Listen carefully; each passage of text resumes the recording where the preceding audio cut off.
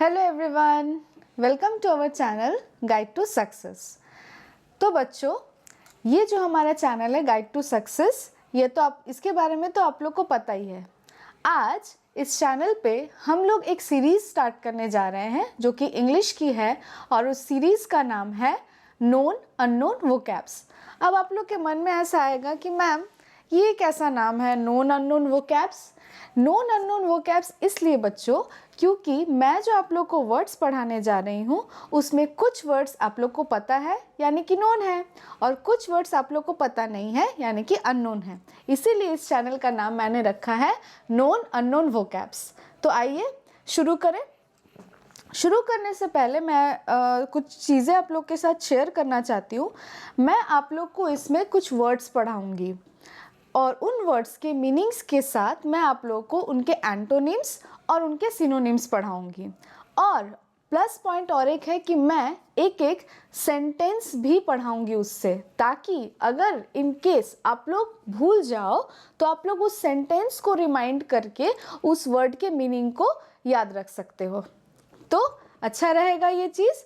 अच्छा, और एक मुझसे मैं आप लोग से एक छोटी सी रिक्वेस्ट करूँगी कि आप लोग जब मेरा अगला क्लास हो तो जो मेरा पिछले वाला क्लास में जो भी मैंने पढ़ा है उसको बस 2 मिनट देख लेना।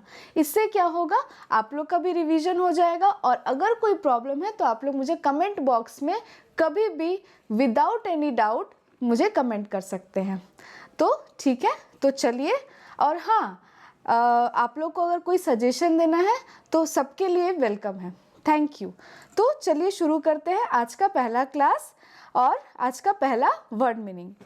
तो आज का पहला वर्ड मीनिंग है मिफिट या मिफ्ट। इसका मतलब क्या है? स्लाइटली अनॉयड और अपसेट।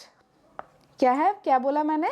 स्लाइटली अनॉयड और upset typically over something minor और प्रिटी। मैम कुछ पल्ले नहीं पड़ा, कुछ समझ नहीं आया, एकदम बिल्कुल समझ में भी नहीं आना चाहिए क्योंकि मैंने अभी इसके एंटोनिम और सिनोनिम नहीं बताए हैं। मिफिट का मतलब होता है बच्चों जब आप लोग किसी से नाराज़ हो। तो मैंने अभी जस्ट पढ़ाया स्लाइटली अनॉयड, ठीक है, किसी के लिए नाराज़गी जताना। और क्या, if you are upset with someone, अगर आप लोग किसी चीज़ से अपसेट हो तो उसका मतलब क्या होता है? मिफ्ट। ओके, तो इसके सिनोनिम्स क्या क्या है? अनॉयड, जैसे कि मैंने आप लोग को बोला, अनॉयड का मतलब क्या होता है? नाराज़ रहना या खफा रहना। देन इरिटेटेड मतलब डिस्टर्ब्ड रहना। अपसेट, थोड़ा सा जब आप लोग थोड़ा सा खफा रहते हो तो थोड़ा सा अपसेट भी हो जाते हो। डिसप्लेस्ड मतलब नाखुश रहना। वेक्स्ड यानी कि कंफ्यूज रहना, समझ नहीं आ रहा ये करना है या वो करना है, ठीक है। तो ये लगभग देखिए, सिनोनिम्स का मतलब ये नहीं होता है कि पूरा का पूरा मीनिंग्स। सिनोनिम्स का मतलब होता है कि near to the meanings. Okay, तो आप लोग इसके लिए ये सिनोनिम्स यूज़ कर सकते हैं मिफ्ट के लिए। अनॉयड तो आप लोग को पता है, इरिटेटेड भी पता है, अपसेट भी पता है, डिस्प्लीज्ड भी पता है, लेकिन मिफ्ट का मतलब ये सब हो सकता है, ये शायद आप लोगों ने आज पहली बार सुना होगा। तो मैं तो हूँ ही इसलिए ताकि मैं आप लोग को नए नए वर्ड्स इंट्रोड्यूस करा सकूँ। चलिए अब इसके एंटोनिम्स पढ़ते हैं। तो सबसे पहला एंटोनिम है इसका प्लीज्ड। हैप्पी, प्लीज्ड मतलब खुश रहना, क्योंकि मैंने आप लोगों को जस्ट अभी इसके सिनोनिम बताया जिसका मतलब है डिसप्लीज्ड। तो नाखुश रहना और प्लीज्ड मतलब खुश होना। देन हैप्पी, उसका मतलब भी खुश। कंटेंट मतलब संतोष होना, ठीक है। सेटिस्फाइड, इसका मतलब तो सबको पता है। अब मैं आपका उसका यूसेज बताती हूँ, मतलब इसको आप सेंटेंस में कैसे यूज़ कर सकते हो। She was miffed when her friend forgot her birthday, वो नाराज़ हो गई जब उसकी दोस्त ने उसका जन्मदिन वो भूल गई। ओके, तो यहाँ पे आप लोग को पता चला मिफ्ट का मतलब क्या। मिफ्ट का मतलब मैं और एक बार बता दूँ, मिफ्ट का मतलब अनॉयड, ठीक है, अनॉयड। तो उसका और एक सिमिलर मीनिंग क्या हो सकता है? इरिटेटेड या अपसेट या डिसप्लीज्ड या वेक्स्ड। ओके, चलिए नेक्स्ट पे आते हैं। नेक्स्ट हमारा मीनिंग जो है ऑनरस। क्या है? ऑनरस। देखिए यहाँ पे एच का लेटर नहीं है, यहाँ ओ से स्टार्ट है, इसलिए हम लोग क्या बोलेंगे? ऑनरस। ऑनरस का मतलब क्या होता है? Involving a great deal of effort, difficulty और रिस्पॉन्सिबिलिटी। बर्डनसम मतलब कोई भी काम जिसमें बहुत ज़्यादा मेहनत लगे या बहुत ज़्यादा कठिनाई हो, उसको क्या बोलते हैं? ऑनरस। क्या बोलते हैं उसको बच्चों? ऑनरस। ओके, तो इसका सिनोनिम्स क्या क्या होगा? बर्डनसम मतलब कोई चीज़ भारी लगना, ऑप्रेसिव मतलब डिफ़िकल्ट लगना, कोई चीज़ में मतलब आसानी नहीं होना, हेवी कोई भी चीज़ का बर्डन जब आप लोग को फील होता है तो कैसा फील होता है आप लोग को? हेवी। और टैक्सिंग का मतलब भी थोड़ा भारीपन लगना। अच्छा, इसका इजी क्या हो सकता है? बर्डन मतलब बहुत ज़्यादा किसी चीज़ का भार होना, तो टेक इट इजी, उसको इजी कर लेते हैं। फिर लाइट, आराम से किसी चीज़ को लो, लाइटली, एफर्टलेस, ऐसा कोई काम जिसमें मेहनत ही ना लगे। अच्छा, जो एकदम आराम से हो जाए। और मैनेजेबल मतलब आराम से हम लोग उस काम को मैनेज करके कर सके। तो अभी तो हमने जस्ट ऑनरस का मतलब क्या बताया मैंने, कि कोई ऐसा काम जिसको करने में आपको बहुत ज़्यादा भारीपन फील हो, और उसका ठीक सिनोनिम्स यही सब है। सिनोनिम्स भी हमने पढ़ा और एंटोनिम्स भी हमने पढ़े। अब हम लोग इसका सेंटेंस पढ़ते हैं कि इसको सेंटेंस में कैसे यूज़ किया है। The new regulations imposed an onerous task on small business. नए नियमों ने छोटे व्यापारों पर कष्टकारी कार्यभार डाला।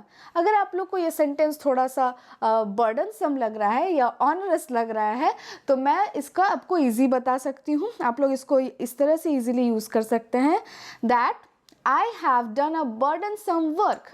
Simple, I have done a burdensome work.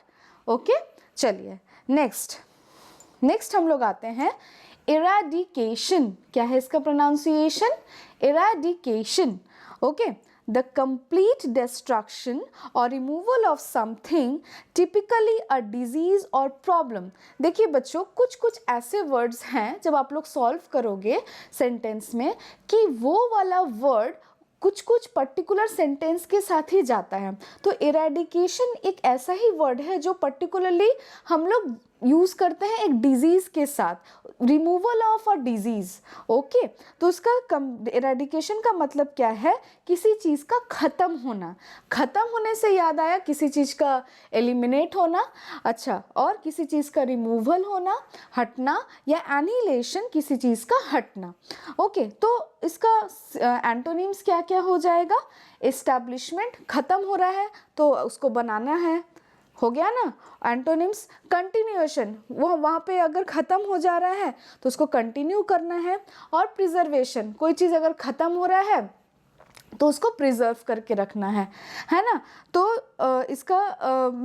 तो ये वाला चीज़ जो है इरेडिकेशन, जैसे कि मैंने आप लोग को बोला, पर्टिकुलरली कोशिश किया जाता है कि डिजीज़ के केस में ही यूज़ किया जाए। ओके, चलिए नेक्स्ट है इसका sentence.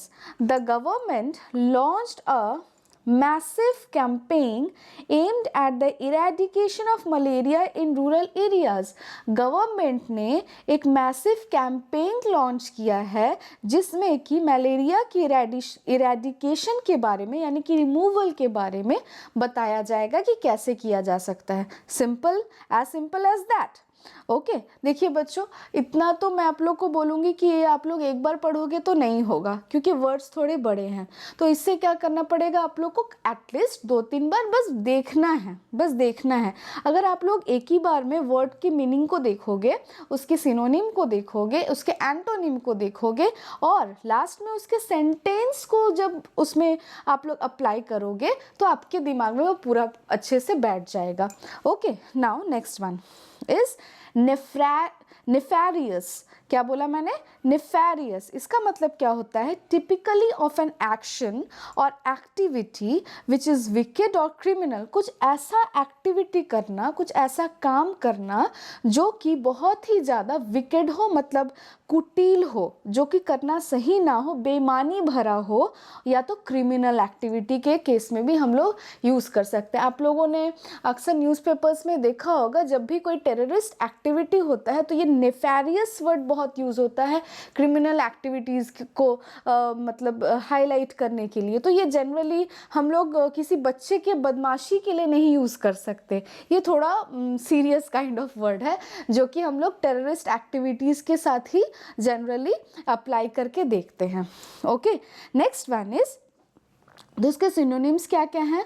Wicked, evil, sinful, iniquitous, villainous. Villain जो सिनेमा के विलेन होते हैं वो लोग भी एक नेफ्रेशियस एक्टिविटीज़ ही करते हैं, है ना। विकेड एक्टिविटीज़ का हम लोग बोलते हैं ना कि वो हीरो बहुत विकेड है, वो काफ़ी बदमाश हीरो है, या काफ़ी बदमाश वो अगर हमें वो पसंद नहीं है, काफ़ी बदमाश वो विलेन है।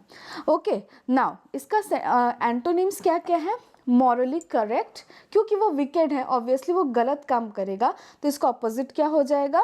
Morally correct.